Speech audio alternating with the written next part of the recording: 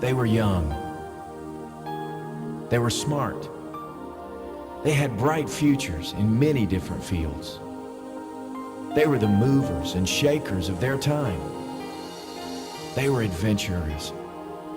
5 men, passionate and obedient for the sake of the call of God.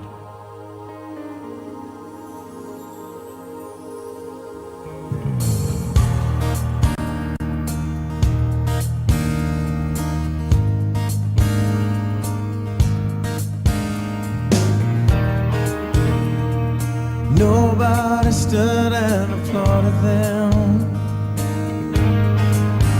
so they knew from the start this road would not lead to fame. All they really knew for sure was Jesus had called to them. He said, "Come follow me," and they came with reckless abandon. They came and they answered, "We will abandon it all for the sake of the call."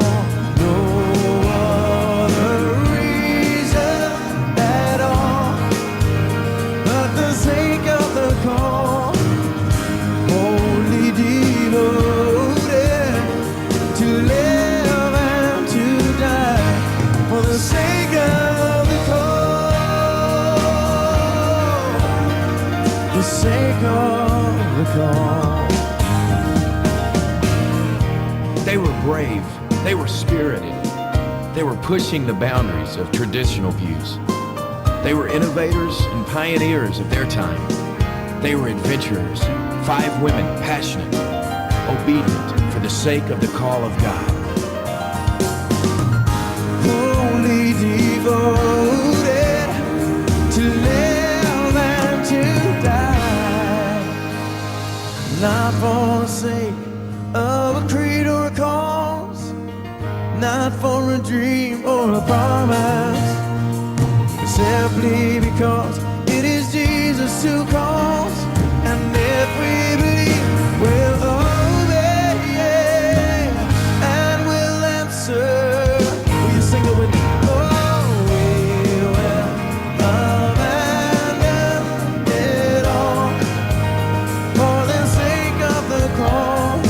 No other reason at all but the sake of the call. Wholly devoted to live and to die for the sake of the call, for the sake of the call. So the team of Operation Alco was born, and time was of the essence. The oil companies were weary of struggling with the indigenous peoples who stood in the way of their oil. The government was embarrassed because they couldn't control their citizens, and the tribe was in jeopardy at their own hands due to intertribal warfare. No matter who struck first, extinction seemed inevitable. So in the fall of 1955, just before the flood season began, the missionary team realized they had a window of time. They stepped through it. They knew that others had gone before them unsuccessfully. "It's no small thing to try and bridge the 20th century and the Stone Age," wrote Nate Saint. They knew they had a lot to lose. But he is no fool who gives what he cannot keep to gain that which he cannot lose. And so the day came, the moment they had fasted and prayed and hoped for. The overtures of friendship had been successful, and the missionaries made the first known peaceful contact between the feared Alcas and the outside world, complete with peanut butter sandwiches, insect repellent, and an airplane ride. Their moment had arrived.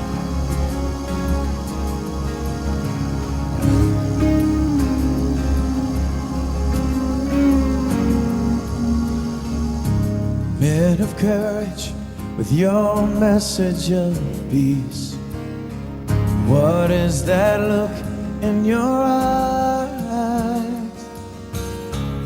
Why have you come to this faraway place. What is this story you would lay down your life to tell? What kind of love can this be? And there is no greater love than this, and there is no greater gift that can ever be given than to be willing to die so another might live. And there is no greater love than this.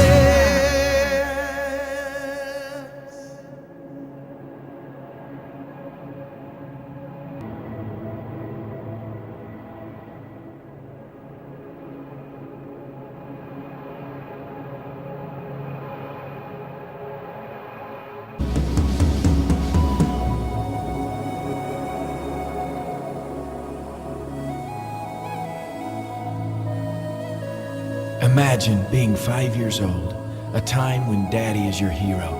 How do you tell a child the most tragic news of his young life?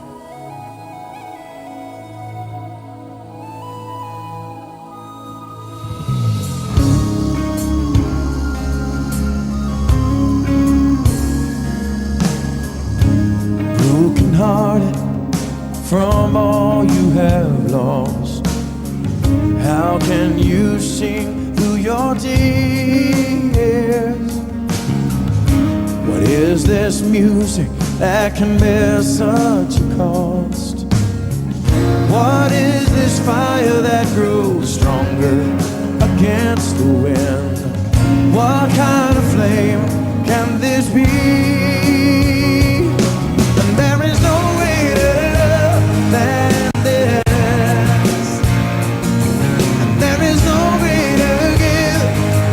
That can ever be given to be willing to die so another might live. And there is no greater love than this. This is the law that God showed the way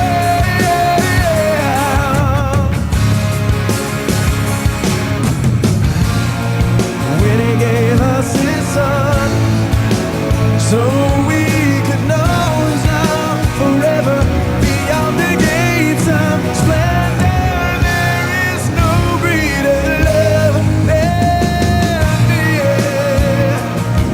There is no greater gift that can ever be given to be willing to die so another might live. There is no greater love. There is no greater love. There is no greater love than this.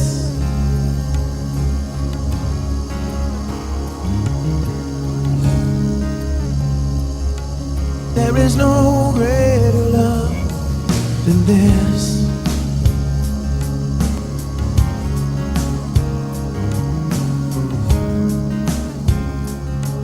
There is no greater love. What now?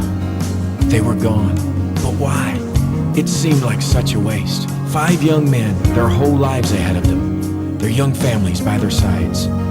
Where was God when the spears went in? Where was God when the bodies were dumped in the river? Why? How? The questions flood, drowning all that you thought you knew. But this is not the end of the story. As is the case with God, sometimes what seems like a tragic end is really a miraculous beginning. One of the wives of the 5 martyrs and the sister of another were compelled to continue what was begun. Elizabeth Elliot and Rachel Saint had studied the Auca language with an Auca woman named Dayuma, who'd escaped from the tribe during a killing raid and was now living in a nearby village. Then one day, in an unprecedented act, 3 Auca women emerged from the jungle. They came with an invitation to the women. Come live with us and tell us of the man maker. Rachel, Elizabeth, and little Valerie Elliott took a step of faith and followed a trail never before walked by an outsider. One by one, the tribe responded to the good news. Little by little, the Bible was translated into their language. Rachel Saint lived out her entire life with the people she loved so dearly. knew the risk. They knew the sacrifice. But they knew that somewhere, far removed from everything else, lived a group of people in darkness. People that had never been introduced to their Creator. No one had ever brought them the good news of God's love. They had to be told before it was too late. The missionary team felt this was the reason they were alive.